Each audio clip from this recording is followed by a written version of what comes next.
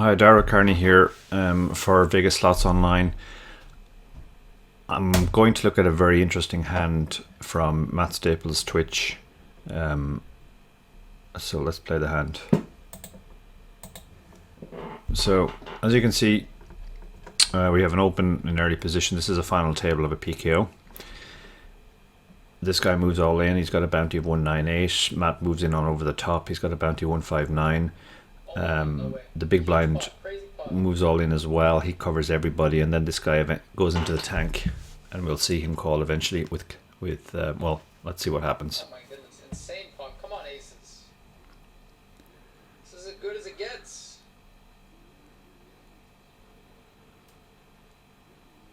This is as good as it gets.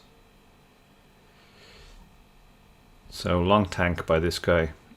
And he Kings and aces. What the I've never seen this. What is this?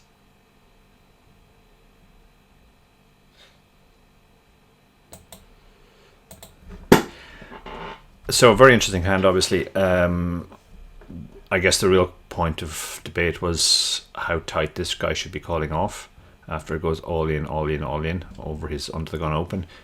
Can he ever think about folding kings? I wrote PKO Poker Strategy, a book that looks specifically at PKOs. When I was doing that, I ran a lot of sims to get a sense of these spots. In this video, we're obviously going to investigate the spot, but I also want to show you the actual process for running the sims. So I use a tool called Hold'em Resources Calculator, which can do these spots pre-flop. And there are two options: a basic hand where everybody just plays shove or fold, or an advanced hand which allows for other options like 3-bets, calls, etc., normal opens. It's not just shove or fold. Since this hand kicked off with a raise under the gun, it's going to be an advanced hand. So when we do that, this comes up. Let's just clear out the previous options. And now we have to set up the stacks, the prize pools, and the bounties. So I'll do that offline. I'll just pause the video here for now. Okay, so we enter all the stacks, blinds, ante, all the bounties, the prizes. We set the bounty mode to PKO. And ICM. And then we set up the options that the players can do. So the first player raised to 2.1, so we'll give him two options: 2.1x and move all in, and we'll give the 3-betters the options to make it 6 big blinds or move all in, and they can also flat. So I already ran this. So the hand starts with under the gun opening, and this is what his range looks like. The hands in green are the profitable opens. The amount underneath is how profitable it is. That's measured in percentage of prize pool. And if you hover over it, it will convert that to a dollar amount. So aces make 1.39 as an open, 1.39% of the prize pool, which is worth $72.20. So he opens. The hijack then has he can call, he can 3-bet normally, but that would be pot committing anyway, so you can see that's almost never used. So he mostly either calls or shoves, and this is the shoving range. It's pretty tight. Eights plus, ace jack suited, ace queen off. Once he shoves, the cutoff can then flat or shove himself. He has to be super tight. So it's kind of this range here: jacks plus, ace king. Now, you can see that it's not actually giving us the option to look at what actually happened, which is the big blind moving all in and then back on under the gun. It only goes as far as under the gun. That's because HRC can only go down to ply 4. Ply 4 mean, well, what does a ply mean? Well, when a player opens, that's one action, that's a ply. All of the possible reactions to that are the second ply. So the first ply is the open. The second ply is the shove by the hijack. The third ply is the shove by the cutoff, Matt Staples in this case. And then everybody behind, in theory, can act now, but it obviously sticks to just under the gun because that's the most likely player to act. So this isn't actually going to give us a correct answer. This is a completely different situation. This is where everybody else is folded, not that the small blind is shoved. So we can't actually solve this situation directly in HRC. You can see that it's saying that queens should be a shove. Sorry, kings should be a call. So we're going to have to get a little bit creative. So what we're going to do is we're going to consider the situation where rather than under the gun opening, we're going to put him in the big blind.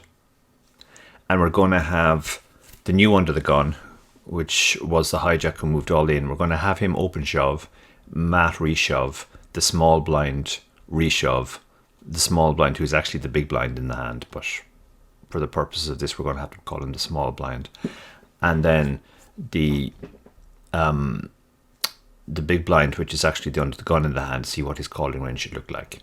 So to do that, this time we set it up as a basic hand because the only options are to shove.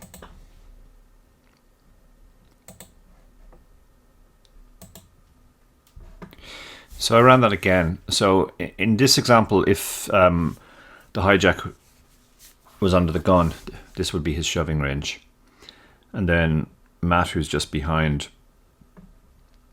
that's his get-in range. And then the small blind, who's actually the big blind in the hand, that would be his get-in range. But unfortunately, again, we're only able to go down this far. We can't see what the big blind should do with his kings. So this exposes the limitation of the solver, obviously. So what are we going to do? Well, we have two basic problems here. First of all, we have the problem that we can't go down to ply 4. The second problem we have is that these ranges are not right. We know from this example that this should actually be the range of the hijack. So let's copy that range and we'll paste it in here. And you can see it tightens up the range. We also know what the hijack's, what Matt Staples' actual range should be. This should be his actual range. So we'll copy this across as well.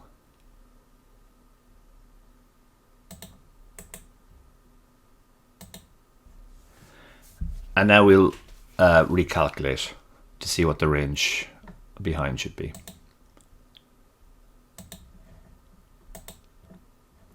With these locked to the new ones. So you can see that now the small blind, who's actually the big blind, his range contracts down to queens, kings, aces, and ace king suited. Now we still don't know what the fourth player should do, but we do know these three ranges. So what we can do is we can use an equity calculator to see exactly what equity kings has against those three ranges.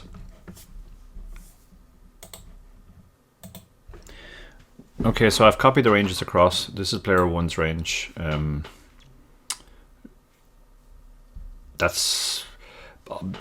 calling him player 1, but he's not the opener. Obviously, he's the guy who first shoves. So after the under the gun opens, this is the range he's supposed to shove.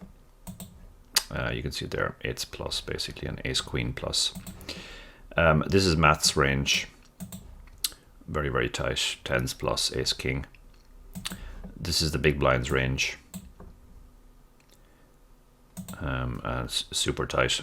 Queens plus, ace king suited, not ace king off.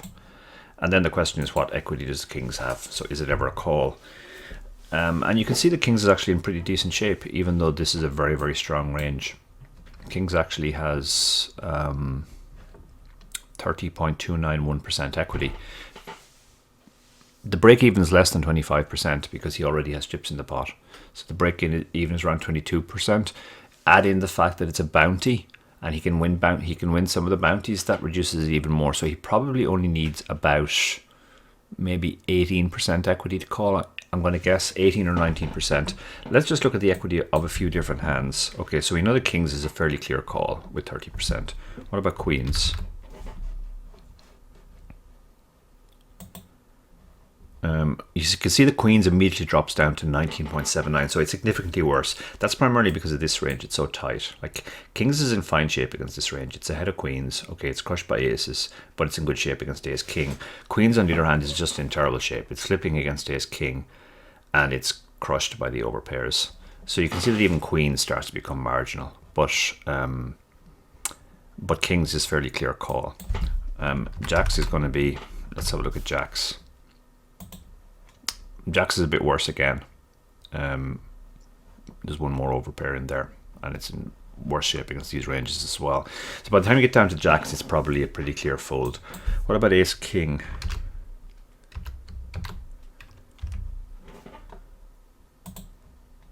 You can see the ace king is in terrible shape. Terrible shape. So it's never a call. So aces would obviously be a call. Kings is actually a very clear call. Queens is probably just right on the border. And ace king would be a clear fold.